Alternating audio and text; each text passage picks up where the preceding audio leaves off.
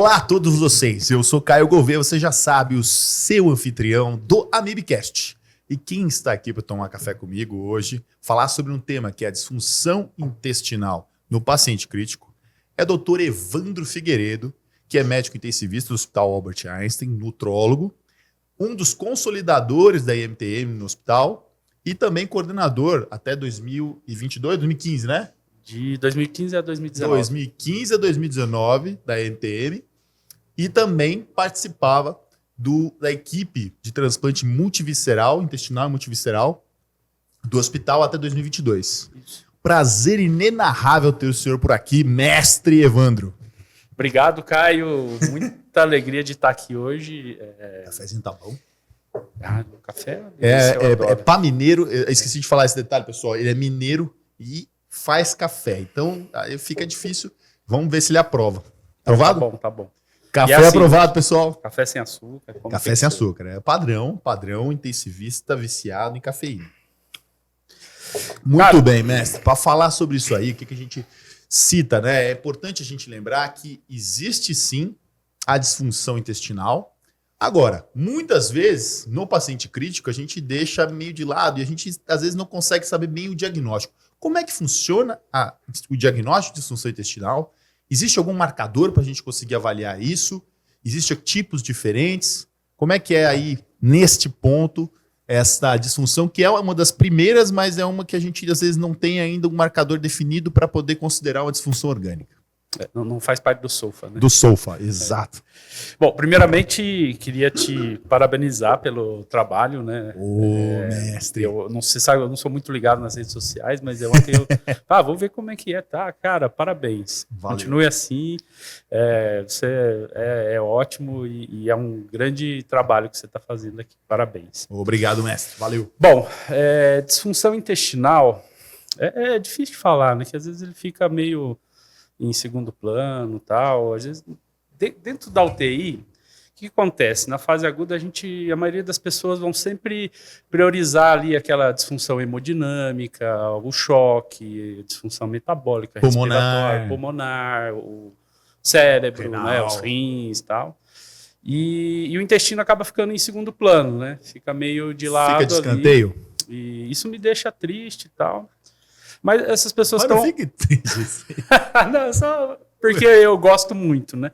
Mas a verdade, Caio, é que essas pessoas estão absolutamente corretas, cara. É isso mesmo. É pior que é.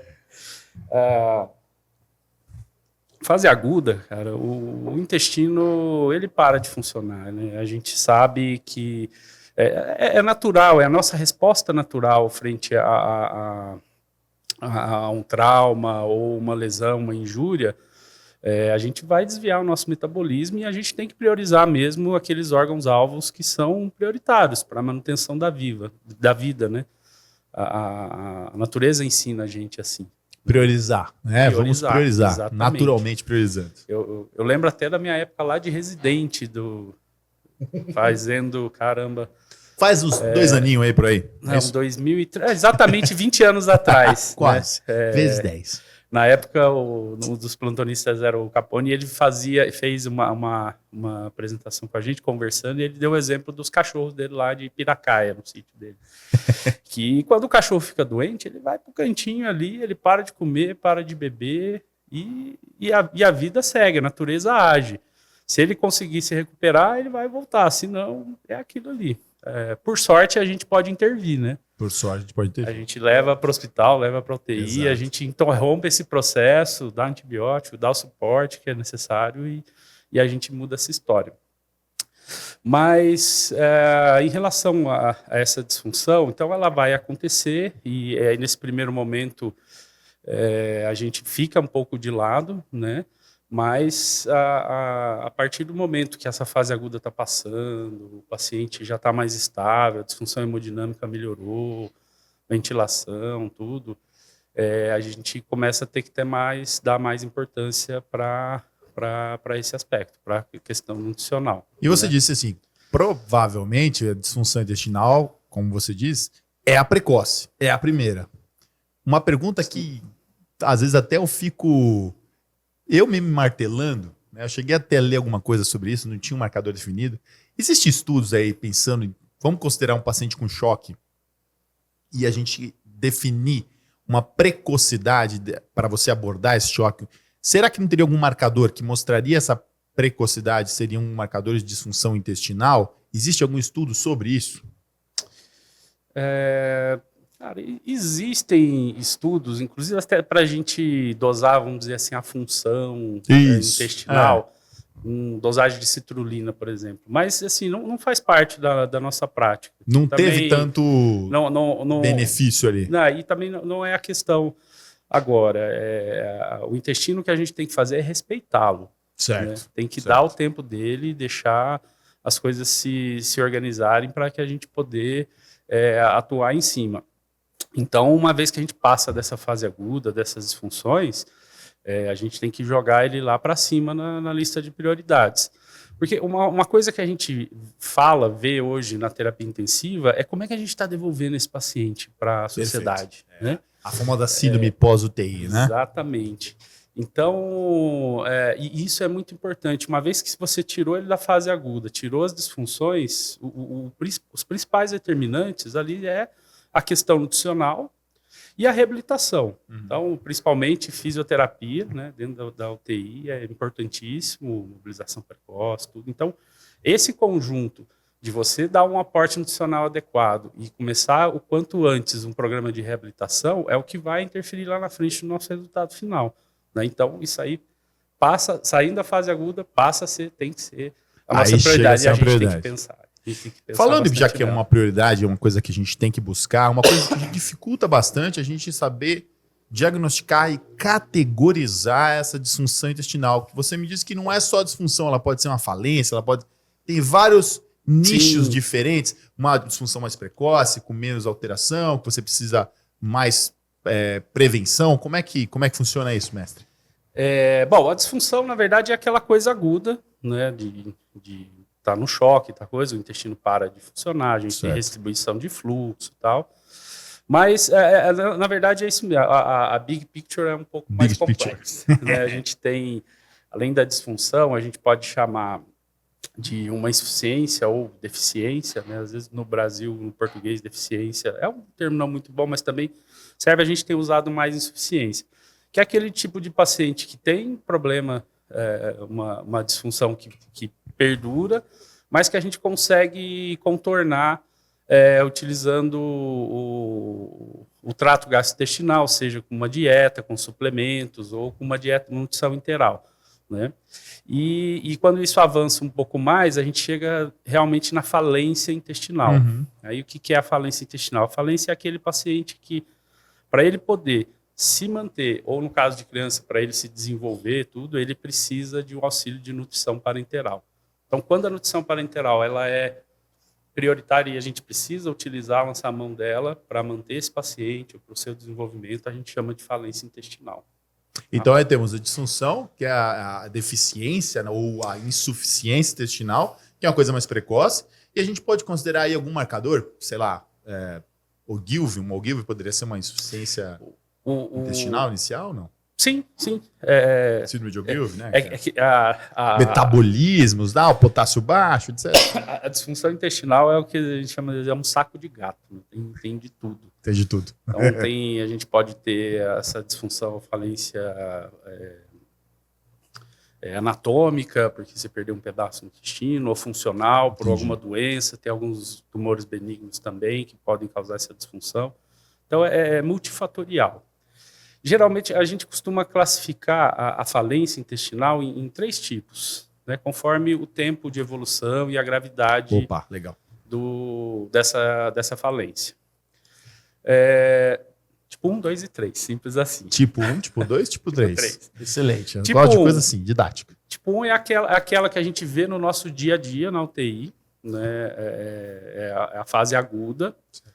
Geralmente, aí 15% das cirurgias abdominais vão ter algum desse tipo de problema. Então, aí vai entrar o Ogilvy, um ilho adinâmico. Essa questão que naquela fase aguda, no pós-operatório ali, o paciente distendeu, não está tolerando a dieta, tal, mas geralmente é uma coisa que ela é autolimitada. Né? Não precisa da gente ser nenhum mestre e tal. A gente consegue. Se você não fizer nada, às vezes até se resolve sozinho. Ok. É só não atrapalhar que vai Tem tudo uma, bem. né, como é que chama? Tem uma norma magna, como se chama? Lei magna. Regra A magna. conduta magna, que eu falo para os residentes. Magna. Como é que é essa conduta magna A mesmo? conduta magna consiste no seguinte: a terapia intensiva ela é muito importante, tá? É deixar como é que tá para ver como é que fica. Que apesar de parecer aí. que eu não estou fazendo nada, basicamente eu estou monitorizando. Isso. Vendo para evitar intervenções múltiplas, a gente não saber o que deu certo ou o que deu errado. Né? Segura a ansiedade. É melhor a segurança e monitorizar o que está acontecendo. Perfeito. Exatamente. É uma conduta fantástica. Eu gosto dessa conduta. Bom, e aí como é que a gente lida com essa falência tipo 1? A melhor maneira da gente evitar esse tipo de falência é a gente não ter. Né? Boa. A gente se prevenir. Boa. E aí, como é que você vai fazer isso daí? Você se preparar para aquilo. Né? Principalmente se for uma cirurgia eletiva, uma coisa assim, aí dá para você realmente fazer um planejamento. A gente tem na literatura e campanhas, tanto na Europa, aqui no Brasil também, né, que falam muito sobre isso. Por exemplo, o Projeto Acerto. Perfeito. O protocolo ERAS, né, que aí tem várias modalidades de cirurgia que você consegue otimizar aquele período perioperatório. Adapta no perioperatório para cada cirurgia, né? Uma peculiaridade de cada uma delas. Porque aí você sabe que vai acontecer e você previne para aquilo não aconteça. Então, o que seria isso? Você abreviar o jejum, fazer uma avaliação nutricional do paciente bem feita antes da cirurgia. Com isso, você consegue estratificar o risco desse paciente, se é um paciente de alto risco, de baixo risco. Você começar depois uma dieta precoce, uma mobilização precoce, isso é muito importante. O ajuste de medicações, como procinéticos, evitar o uso de opioides, né? Isso tudo ajuda e se você controla, você reduz a chance desse paciente evoluir com uma falência intestinal no pós-operatório. Prevenção, basicamente prevenção. Isso. E evitar a motilidade alterada, o risco desse paciente fazer retenção. Exatamente. Né? Legal. Essa é a melhor coisa, é não ter. Então, quem estiver vendo a gente aí, vai lá no Projeto Acerto, no Protocolos do ERAS, e dá uma olhada lá. Protocolo ERAS. Vou botar o link. Tem o link. Vamos colocar o link. Tá. Vai ter, hein? Vai ter esse link aqui. No Spotify também vai aparecer. Tá. Faz toda a diferença. Tem uma passagem, Caião. Eu estava dando uma aula na pós-graduação lá da nutrição do Einstein. E aí eu levei essa aula, né, de preparo pré-operatório, otimização, né? E a gente hoje tem uma tendência das aulas a gente ir para um caminho mais lúdico e tal, né? Sim. E aí eu levei uma cena do filme De Volta ao Futuro. Lembra de Volta ao Futuro? Nossa, lembro. Michael J. Fox. Eu lembro. Vou falar que eu lembro, né? Não é da minha época, mas estou brincando. É da minha época, assim. Lembro bem. E eu achei que estava brilhando no final. Porque tem nessa fase, o McFly, né? Ele tem uma foto... O McFly, que é o Michael J. Fox, né? Isso, ele volta para o passado, ele tem uma foto que ele tem a lápide dele, que ele ia morrer. Então ele sabia que ele ia tomar um tiro no peito e ia morrer. E aí ele se previne disso, ou seja, tem uma injúria que está para acontecer, ele sabe que vai acontecer e ele se preveniu com isso. E aí ele coloca uma placa de ferro fundido, de um fogão antigo assim, no peito, quando o bife atira, ele cai no chão, mas a hora que ele chega perto, ele levanta e dá a reviravolta e tudo bem. Então eu achei, nossa, que exemplo, né? Fiz a apresentação e ia ser fantástico. Aí todo mundo olhando assim para mim, eu falei assim, poxa, alguém aqui já assistiu De Volta para o Futuro? Ninguém. Só na faixa aí dos 20 anos. Cinéfilos, né? Chega, né? Poxa, que errado. Mas enfim, vamos lá. Então, é isso. Então a falência do tipo 1, a gente fazendo essa prevenção, cuidando direitinho do paciente e começando essa reabilitação precoce, né, mobilização precoce, a gente tem uma boa evolução. Né? A partir daí, aí a gente vai para o tipo 2. Aí Essa aí é onde está a nossa maior dificuldade, já, porque geralmente são aqueles... tem uma duração aí que pode ir de semanas até meses, né? E é aquele paciente, o nosso tradicional paciente crítico da UTI. É o cara que faz disfunção orgânica, ele tem complicação cirúrgica, ele faz sepse, tem infecção descontrolada, precisa de abordagem cirúrgica, a gente tem que correr atrás, é exame de imagem, drenar coleção, inflama, distúrbio metabólico. Essa fase é difícil. É um manejo difícil, né? Um manejo difícil. E aí a gente tem algumas regrinhas que a gente precisa seguir passo a passo para atingir o sucesso lá na frente. Tem uma palavra, um mnemônico no protocolo, no guideline da ESP. Aliás, outra dica, assim, eu não vim da aula, tá? Eu só bater papo. Então, exato.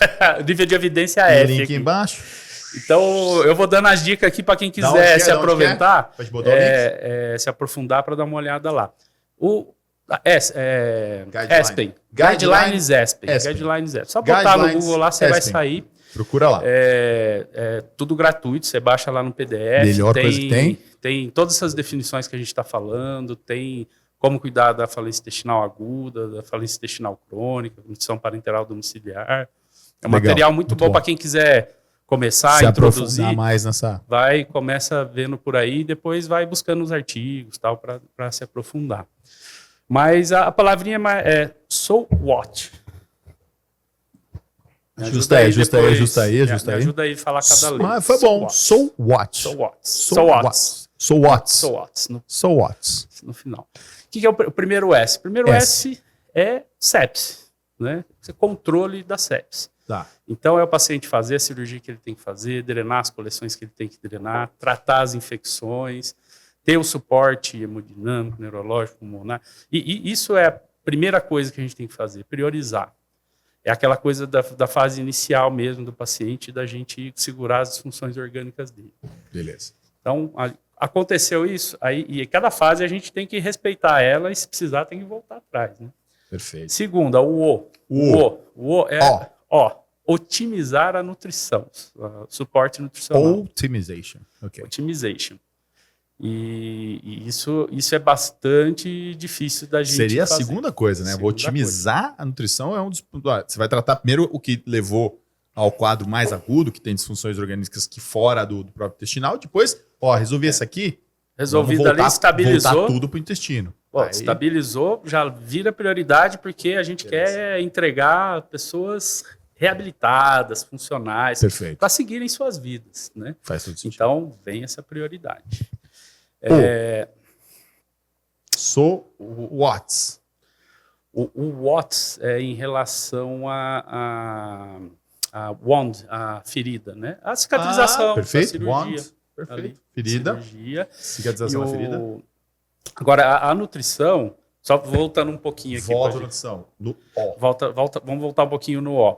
Porque, às vezes, por exemplo, um paciente, ele está lá na falência 1 tal, e aí a coisa começa a se prolongar, e aí é muito importante, nesse momento, ali, vamos botar lá nos primeiros 5 dias até uma semana, que paciente que é esse que está prolongando? A nutricionista já falou, doutor, está 3 dias em jejum, como é que nós vamos fazer? Estamos perdendo. E aí, qual a nossa estratégia? Porque, na verdade, se falando de nutrição do paciente crítico, nutricional, paciente crítico, vou revelar um segredo aqui. Segredo. A gente sempre vai perder. Sempre. É derrota certa. Você entrou na UTI, você vai perder. Perde músculo. Perde tudo. Tem lá, vamos lá, tem as exceções. Aquele cara que não é uma doença tão crítica, um cara que é saudável, que tem algum problema agudo, ou um que já é uma reinternação, que ele vem pior, e aí já entra numa fase de reabilitação, tal, ali. Então, esses vão, assim, no máximo empatar. Ele tem outra fase, né? O paciente agudo, ele vai perder. A nossa missão é deixar ele perder menos, é isso? Do ponto de vista nutricional, a gente no máximo empata. Na maioria das vezes a gente vai perder. Você entra na UTI, você vai sair pior. E a gente tem que aceitar isso. Infelizmente, essa é a realidade. Mas a gente pode Minimizar intervir. essa perda. Exatamente, a palavra é essa. Eu estou toda hora batendo nesse microfone aqui.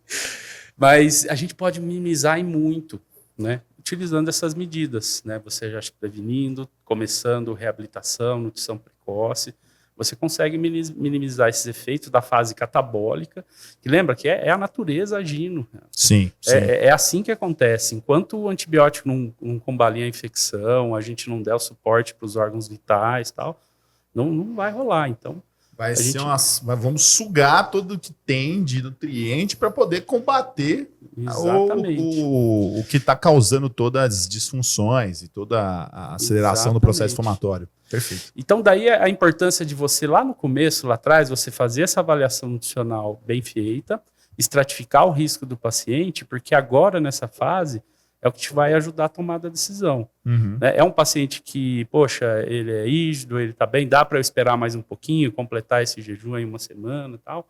Ou não, é um paciente de alto risco? Certo. É um paciente de alto risco, eu tenho que ser mais agressivo, né? Você tem que ter, não dá para ficar esperando muito, porque é uma bola de neve, ele vai perdendo, depois a reabilitação é muito mais demorada e mais difícil de se conseguir. Então, isso é importante. Muitas das vezes, a gente tem que lançar mão de nutrição enteral, de nutrição parenteral, de acordo com caso a caso, né? Como a falência ela é multivariada, então a gente tem que ir de cada um. Múltiplas abordagens. Exatamente. E dar esse suporte. O próximo que a gente falou é o wound, Você falou da ferida. Wound, ferida, né? Que é o fechamento da ferida. Que tem a ver perfeitamente um com o outro, né? Exatamente. Se não der dieta, não fecha ferida. Se fecha ferida, não afeta da dieta. Isso aí. História. Depois do WA. Deu lá. O A vem de Anatomic and Fístulas. Caraca, fístula. Tá. Fístula, como é que é na UTI? Tem uma fístula ali, dá uma tristeza no intensivista, né? Putz, dependendo de for ainda. Então, se for aquela fístula alto débito, proximal, é difícil. E geralmente, quando isso acontece, é um paciente que já está desnutrido, que ele passou pela infecção, ele já perdeu. Se você for dosar... Deve ter mais de uma abordagem já. Já está lá embaixo, então cicatrização difícil, é complexo. Então, nesses casos, na maioria das vezes, você vai precisar lançar mão de nutrição parenteral. Sim. Conforme essa fístula vai reduzindo o débito e vai ficando mais distal, a coisa vai ficando mais tranquila, e aí a gente já pode começar a mesclar ou progredir, ou até mesmo ir seguindo com a nutrição interal, que ela sempre, em todas... Outra verdade. A nutrição interal, quando ela é possível, quando ela é viável, ela é sempre vantajosa. Sempre a melhor. Sempre a primeira opção. Beleza. Só que às vezes não dá, aí parenteral, a gente também tem que lançar a mão dela. Uma arma que a gente evoluiu muito nas últimas décadas, né? E hoje a gente tem produtos prontos para uso, várias formulações, dá para encaixar ali e fazer, e até mesmo individualizadas, quando você tem casos muito específicos, assim, tipo um grande queimado, um obeso e tal, às vezes você precisa de individualizar, mas na maioria das regras, as fórmulas prontas que a gente tem hoje, elas vão suprir. Vão ser bem adequadas. Né? Então, isso como a gente vai lidar com as físicas. Em relação à anatômica,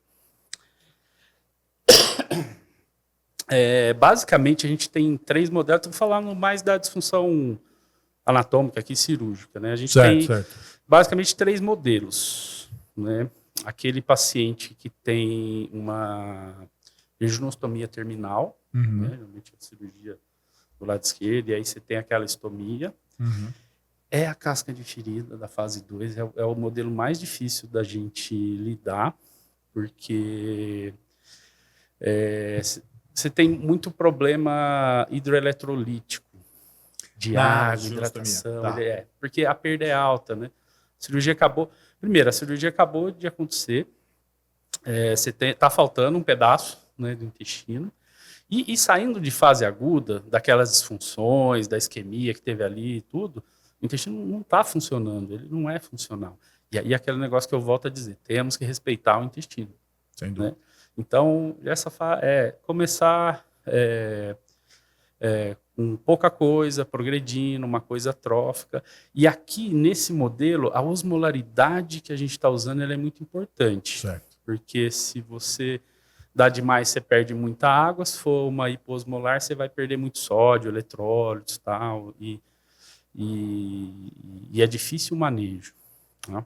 Uma coisa que a gente vê com frequência, às vezes, nesses casos, é um paciente jovem que vai se recuperar bem e tal ali, mas tem esse modelo, e aí o pessoal está lá com a parenteral, né? E o pessoal daqui está no plantão fala assim, dá para tirar essa parenteral, o paciente está comendo igual uma draga aqui, só pede comida, tal, não sei o quê. Não dá para tirar essa parenteral? Aí você vai ver na estomia, cara, tá saindo lá 5 litros, 7 litros. Não absorvendo nada. Nada.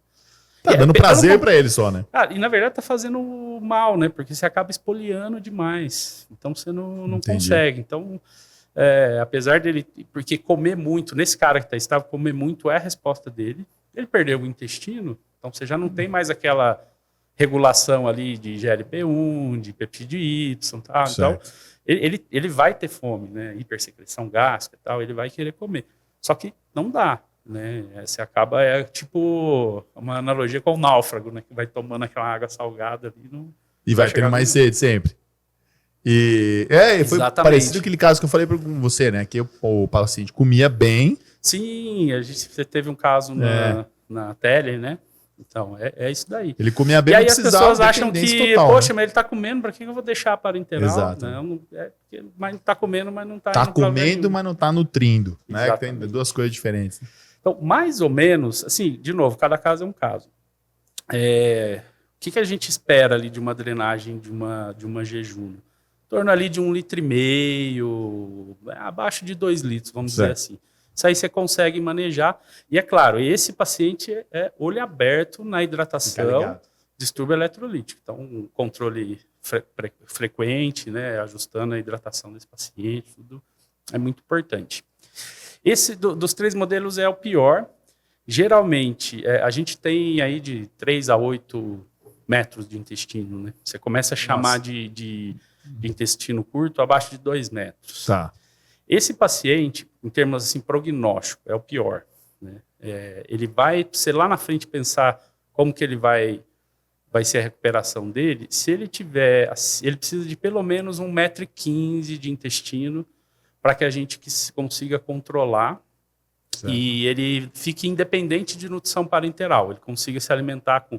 Claro, vai precisar de suplemento, muitas vezes até uma dieta interal, tudo isso, mas ele consegue ficar fora da nutrição parenteral. Tá? Tendo pelo menos 1,5 m intestino grosso. 1,15 m, mais ou menos. Não, é o intestino jejum, proximal. Beleza. Aquela jejunostomia proximal. Agora entendi. Aquele modelo, Falei, na boca, vai, e aí no meio tendo do isso aí, beleza. Já põe para fora. Então, o ilho ficou lá para baixo, o cólon ficou lá para baixo. Beleza. Então, eles estão fora da jogada. Ficou lá para baixo ou saiu, né? A gente não sabe. Ou saiu, entendi.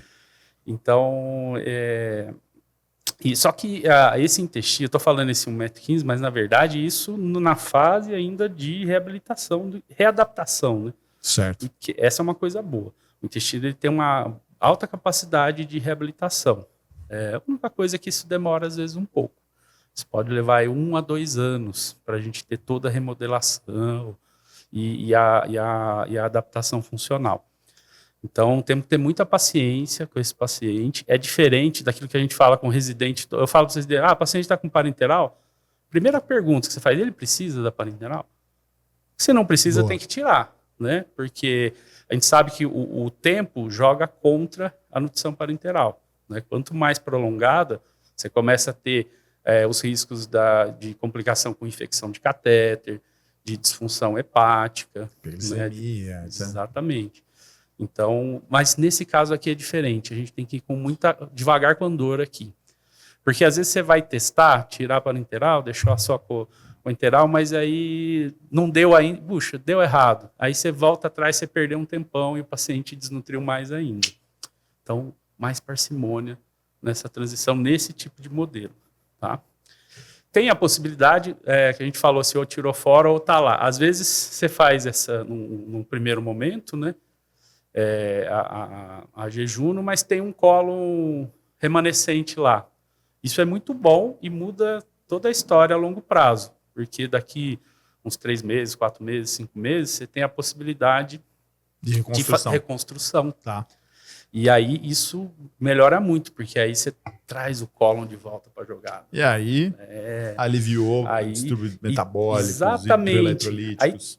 os problemas vão ser outros. Sim. Já vamos passar para o segundo modelo agora. O problema vai ser outro, mas essa questão dos líquidos, da hidratação e dos turboeletrolíticos, ele melhora bastante. Né? Geralmente o intestino delgado é que dá conta desse serviço, né? Mas nesses pacientes o cólon é recrutado e ele corresponde. Então você consegue ter um controle melhor. Né? Então aí se a gente vai para o segundo modelo. Vamos lá. Aquele segundo modelo é o cara que pega ali o delgado e tem o cólon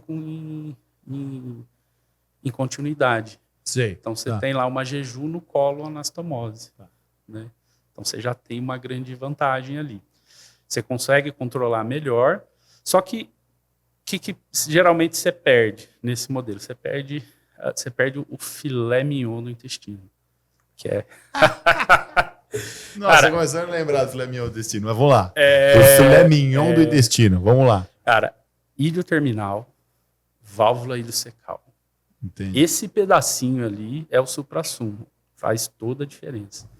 Né? Nesse caso, você perdeu a válvula ileocecal, então você tem um trânsito mais acelerado.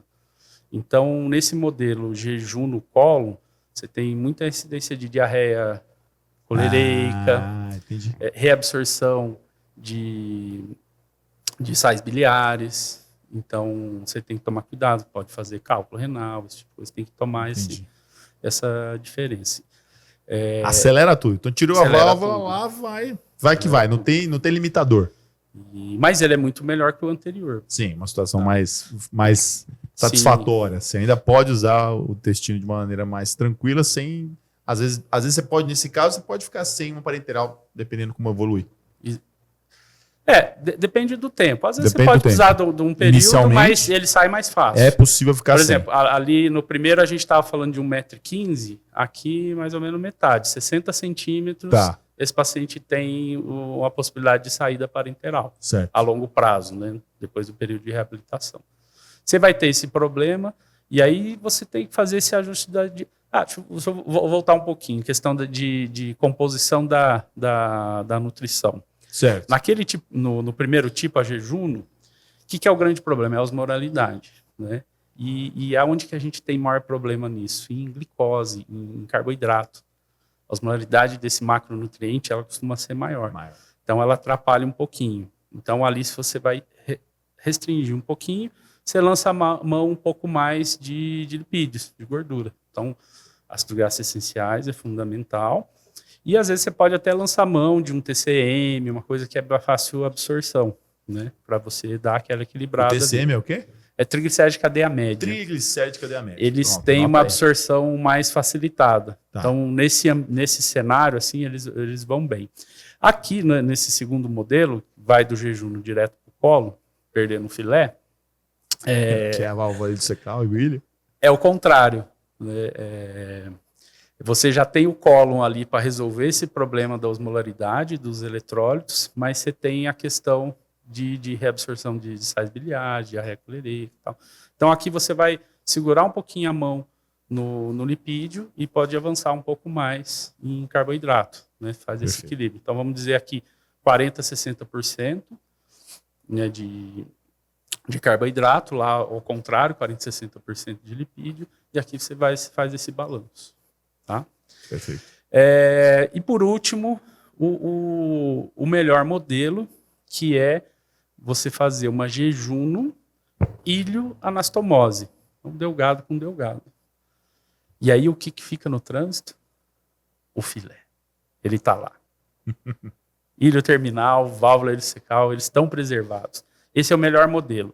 É o paciente que mais vai ter melhor prognóstico no longo prazo, ele vai se reabilitar e ele consegue ficar fora de uma nutrição parenteral se ele tiver ali 35 centímetros, na verdade, ele tem uma boa chance de ficar sem a dependência, não ficar dependente da nutrição parenteral. Então, esse é o modelo mais que interessante. é o mais que a gente consegue, mais tranquilo para reabilitar. É o que a reabilitar. gente gosta, que dá um calorzinho no coração aqui, que você sabe que esse paciente vai sair bem. Bom, você passou para mim todas as disfunções possíveis, a gente falou do so what, faltou é verdade, o T e o S. Faltou o T e o S. Foi no W, foi o A, foi o T. T e o S. O T. Ah, então tamo lá. Aí o T. O T é o tempo. Tempo. Tempo cura tudo, cara. Tempo é o melhor remédio. Filosófico o negócio aqui. Papo filosófico. Tempo Café é o melhor filosófico remédio. MVCast. Bom, o tempo a gente tem é o tempo para a gente fazer as cirurgias e fazer as reconstruções. Então, tipo, fechar aquela fístula, fazer a reconstrução. Então, isso a gente tem que planejar isso, né? Ver esse tempo para fazer as coisas no tempo, cada coisa no seu tempo certo. Cada coisa tem o seu tempo. Perfeito. E a gente tem que fazer no tempo certo. Perfeito. Né? E aí, por fim, o T. O T não, o S. A gente falou o T agora, o tempo, time. O tempo. E o S de cirurgia. Surgery. Pegou mal isso aqui, né? Surgery. S de cirurgia, né? É no inglês. É no inglês. Surgery. Surgery. Que é a cirurgia, que é realmente o planejamento cirúrgico, né? Que é fazer essa reconstrução, fechar essa fístula. No caso de criança, isso em criança a gente abre um leque de possibilidades, porque aí você tem... dá para fazer grampeamento. Eu vou acabar jogando isso no chão. Vê se consegue fazer dessa forma. Acho que dá um grau ali. Isso, que eu fico passando a mão aqui, ó. Italiano, né? Italiano. Não segura a mão. Mineiro, italiano. Agora sim. Agora ficou perfeito. Padrão. Tá livre. Sem válvula sacral. Cirurgia. Programando. E aí a gente consegue fazer essa programação cirúrgica. Né? Até mesmo daquele, poxa, ele tem aquela jejum no terminal, mas eu posso reconstruir, ele melhorar o prognóstico, aumentar a chance dele. É o intestino que tem lá seus 80 centímetros. No modelo que ele está agora, ele está dependente, mas se eu reconstruir, ele tem a possibilidade de sair. Tá. Né? Então... E aí finaliza o mnemônico. Isso. So what? Exatamente. Aqui eu vou fazer uma parte que... Vou dar uma cutucada numa feridinha que mais pra frente a gente vai falar. Cutuca vou dar nela, cutucada. Nós estamos... Porque às vezes a gente vê uma situação, não sei se você já viveu isso, se foi aquele paciente, mas é muito comum, que você chega nessa fase do paciente, ele tá reabilitado, ele tá bem, mas tem um modelo que é dependente de nutrição parenteral. Que é o modelo 1 ou o modelo 2, numa situação não favorável. Isso. Mas ele tá ali estável, tá bem, tá vivendo a vidinha dele, às vezes já tá com uma dietinha, via oral, tal, mas ele ainda precisa da parenteral suplementar. Não tem infecção, não tem dispositivos, ele tá bem, tá reabilitando com a física, tá andando no corredor, tá subindo escada, ele tá bem. Hoje, no Brasil, esse cara, ele fica internado dentro do hospital. Como é? Não tinha um programa que exatamente tinha a intenção de deshospitalizar esse paciente para poder... Primeiro, onerar menos o sistema. Segundo, para tentar tornar ele ter menos risco de complicações de uma nutrição parenteral intra-hospitalar. Exato. Esse programa não tinha? Esse é só um sonho. É um sonho. É um sonho. Eu achei que tinha esse programa, não tinha. É um sonho. Não, assim, mentira. Tem alguns programas nesse sentido, inclusive lá no hospital, né, no Einstein a gente tem um programa de transplante, de multivisceral, Sim, principalmente no serviço particular, né? No serviço... Não, tem no SUS também. Tem no Legal. SUS. Na verdade, acho que o SUS hoje tem até mais... não existe um programa... Na verdade, está tramitando uma PL... PL 2900... Tem a cola aí? Não, vou lembrar aqui. PL 2900-2022. O que é essa PL? É um projeto de lei, né? A PL é um projeto de lei que está tramitando, onde a intenção é incluir a falência intestinal dentro do pool, do rol ali de doenças raras. Que de certa forma, Faz sentido, uma doença né? rara. Exatamente. Porque hoje esses pacientes, eles estão desassistidos. Totalmente desassistidos. Não tem um programa específico para eles. Nem de convênios, nem de SUS. Tá vendo? Agora fui eu, cara. É um perigo, Agora fui rapaz. eu. Você viu onde voou o microfone? Esse microfone é um perigo. Vou deixar ele aqui na minha mão. Então, a gente não tem isso. Isso está tramitando e é um problema que está acontecendo. Um problema interessante. É tudo muito aí, né? Moroso, né? E a gente realmente não... O que a gente tem? Então, temos o programa do Einstein, que também envolve transplante, HC também, Legal. de transplante. Eles Transplante já têm multivisceral associado a esses exatamente. Sistema de reabilitação intestinal. Né? Eles têm ali um programa de reabilitação também muito consolidado, pessoal fantástico. Já tem pacientes lá com mais de uma década, 16, 15 anos, que fazem nutrição parenteral domiciliar, né, e vai funcionando. Claro, toda aquela dificuldade, né, dentro do SUS ali, mas eles conseguem fazer. E tem pacientes que estão todo esse tempo ali recebendo uma nutrição parenteral domiciliar. Muito legal. Né? E estou fugindo do assunto, a gente estava falando do da tipo PL. 2. Da Você PL. Tá falando da PL. Eu já estou viajando, acho que eu já estou entrando no outro assunto. Bom, acho que tipo 2... Não, deu para entender bem. Tipo 3 você falou então também. Já vamos entrar no... E aí vamos falar sobre, agora até para finalizar o nosso programa, está quase em fase de fim. Sério? Como fosse o nosso... Não, calma aí. Disfunção intestinal, mas calma. Nós não podemos deixar os nossos pontos importantes de reivindicação aqui com o Dr. Evandro. Então vamos lá. Fala aí, mestre. Então já vamos direto para a falência crônica, que é a fase 3. Falência crônica é o paciente que saiu da UTI. Já saiu da UTI, está com a falência crônica e precisa se... Ele está estável, ele está bem. Ele tem 3 caminhos. Até pouco tempo atrás eram apenas 2. 2 linhas aí diferentes, uma linha mais europeia, outra mais americana, cada um puxa a sua sardinha, que é o transplante de intestino, transplante multivisceral, que é a linha mais voltada americana.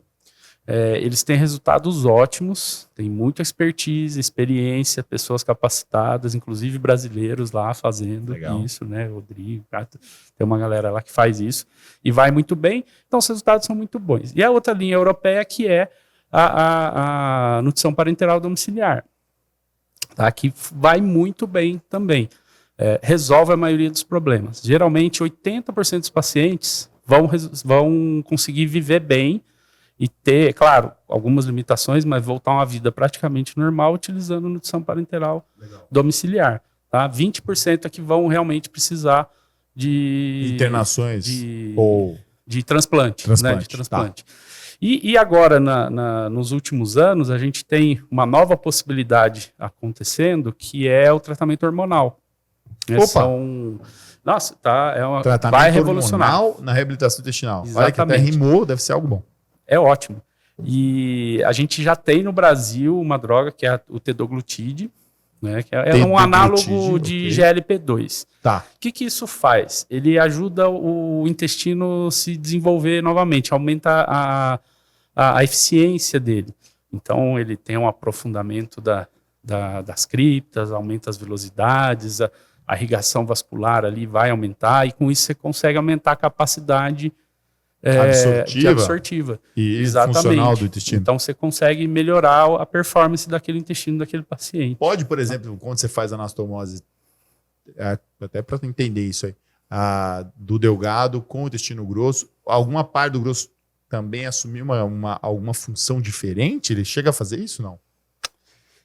A questão por exemplo, da absorção de líquidos e eletrólitos, ele já normalmente a gente nem precisa, imbuído, nem precisa mas se disso. Precisar ele vai lá e faz. Tá, né? Legal, muito bom. Mas aí o tratamento hormonal tem sido muito promissor. O corte que os estudos clínicos têm mostrado é uma redução de 20% da necessidade de nutrição parenteral. Caramba. Fala, nossa, mas só 20, não, isso faz uma diferença enorme. De 80% que está usando, 20 não usar, é os 20 que faz o transplante multivisceral. Isso. E como é que a gente calcula isso? A gente vê a necessidade de nutrição parenteral de um paciente numa semana. E se você tem essa redução, quer dizer que o tratamento foi positivo, valeu a pena. Num paciente crônico aqui que usa parenteral domiciliar, que claro, se a gente faz infusão intermitente, né, ele faz à noite, tal, durante o dia ele vive a vida, vai estudar, vai trabalhar, vai namorar, vai viver a vida, né? Coisa que 20 anos atrás, 10 anos atrás, não. O cara abria na cirurgia, nossa, isquemiou tudo aqui, fecha, simplesmente vai morrer. Mas não, gente, esse paciente tem tratamento. E assim, você vê que a cadeia é longa, você vai seguindo, mas você consegue, tem essas opções. Hoje aí temos 3 caminhos, pelo menos. E a sobrevida desse paciente parenteral e, no caso do transplante multivisceral, mais ou menos, para a gente ter uma noção? Nesse paciente, vou falar agora qualidade, do crônico, né? Do crônico. Cara, a sobrevida é muito boa. passei em 5 anos, 80% no Poxa vida, adulto, pelo menos 5 anos 90% na criança. Excelente. Tá? Mas, eu tô te falando, isso são dados europeus, tá? Não, perfeito. Aqui no Brasil a gente não sabe. A gente não tem dado definido, né? Como você viu, a gente não coletou. A gente não... Você vê, agora que está tramitando uma lei para isso virar, considerar uma doença rara, para que a gente possa poder... Em fase embrionária do cuidado da falência intestinal. Como é que tem hoje? A gente está falando dos serviços, né? Einstein, USP. São heróis espalhados pelo Brasil aí, Silvio Dantas lá em Natal, Helena Goldani no Sul, lá em Porto Alegre. Um serviço excelente, assim, nível altíssimo nível, que faz um trabalho fantástico com as crianças, lá é mais infantil, de reabilitação. Mas isso, assim, é o desejo e o amor que essas pessoas têm para desenvolver, para tratar desses pacientes. Porque a falência intestinal, para o médico, é tipo igual crack, assim, sabe? Uma vez que você se envolve, a gente acaba desenvolvendo muito carinho pelos pacientes, por tudo, porque você sabe que você pode mudar aquela história e é muito difícil, muito complexo. Então, o que a gente precisaria hoje no Brasil? Centros especializados, porque, na verdade, é uma coisa complexa, assim, né? Porque... Poxa, você vai fazer nutrição parenteral, você tem que ter um catéter, manipular esse catéter, seja uma PIC ou um central, um catéter de longa duração, tem risco de infecção, tem risco de distúrbio metabólico, ele precisa ser acompanhado. Então, isso tem que ser tratado em centros especializados, multiprofissional, né? Esses pacientes, se você parar para ver a história deles, sempre é uma tragédia. Isso, outra coisa, sempre vem... Você viveu essa experiência lá, né? Sempre é uma tragédia. Né? E aí aqueles pacientes chegam detonados, né, super desnutridos, mal, mas... Em lugares que às vezes não tem condição de nem a parenteral. Não, e eles precisam dessa visão multiprofissional. Então tem que ter um psicólogo, tem que ter um nutricionista, tem que ter a reabilitação, a fisioterapia é fundamental, os médicos especializados, o suporte da nutrição interal, tal, tudo isso.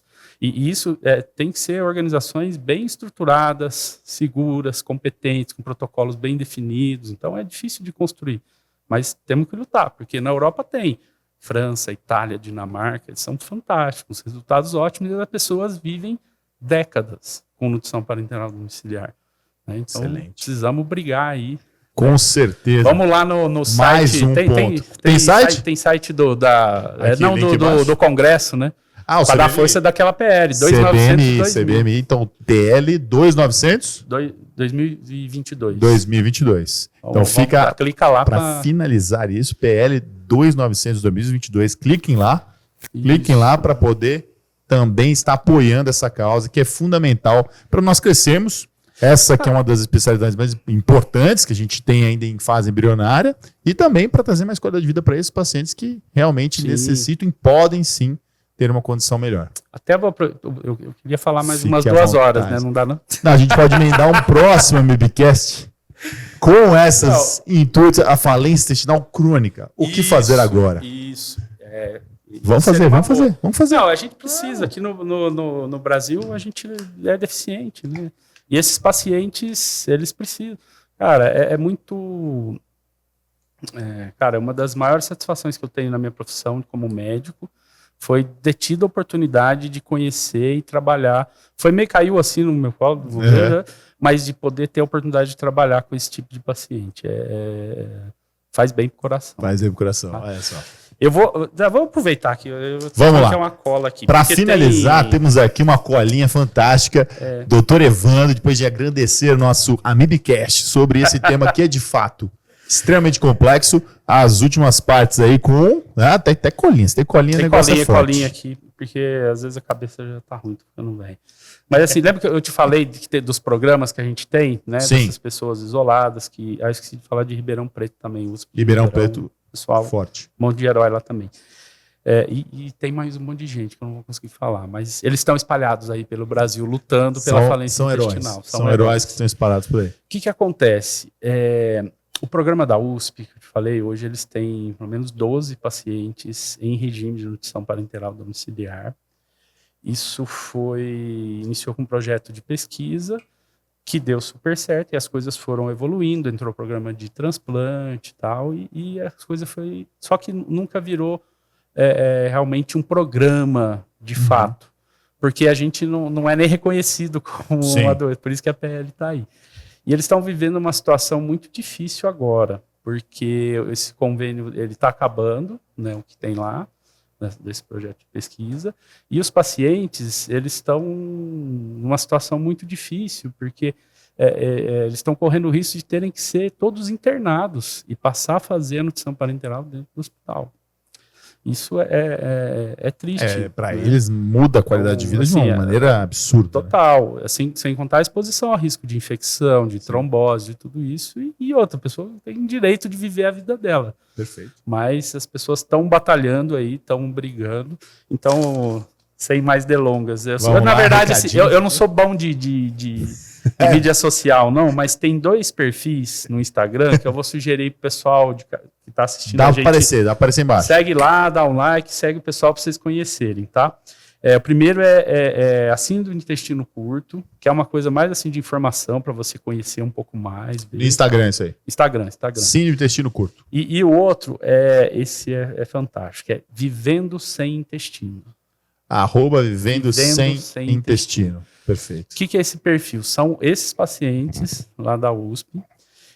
Eles contam lá a história deles. Eu acho interessante as pessoas acessarem e ajudarem, curtirem, fazerem engajamento, divulgar isso para a mídia, para que os nossos governantes vejam isso e mostram, contam as histórias. A hora que você vai ver que existem pessoas, isso é real, elas estão ali, elas dependem disso, a qualidade de vida delas dependem disso, elas estão com nutrição parenteral domiciliar, vivendo suas vidas em casa, e estão correndo o risco de voltar e ter que viver dentro do hospital, né? Isso é muito ruim. Então, a gente está torcendo, estou acompanhando sempre, pegando informação para saber o que está acontecendo. O pessoal está correndo atrás, né? Mariana, Andreli, Carol, Patrícia, a turma lá do HC, que são fantásticos. Eu aprendi muita coisa com todos eles. Estão correndo atrás para ver se a gente consegue, se eles conseguem manter esse programa, até que a gente tenha a lei aprovada, né? E aí a gente comece a criar essas, que é o sonho, aí vem o sonho, que é criar os centros de reabilitação intestinal no Brasil. Né? Só para ter uma ideia, para a gente terminar, a incidência de falência intestinal, de novo, dados europeus, tá? É de 5 a 20 pessoas por milhão. Tá? Então, vamos dizer aqui, no Brasil, a gente teria espalhado por aí de 1.000 a 4.000 pacientes com falência intestinal. Onde eles estão?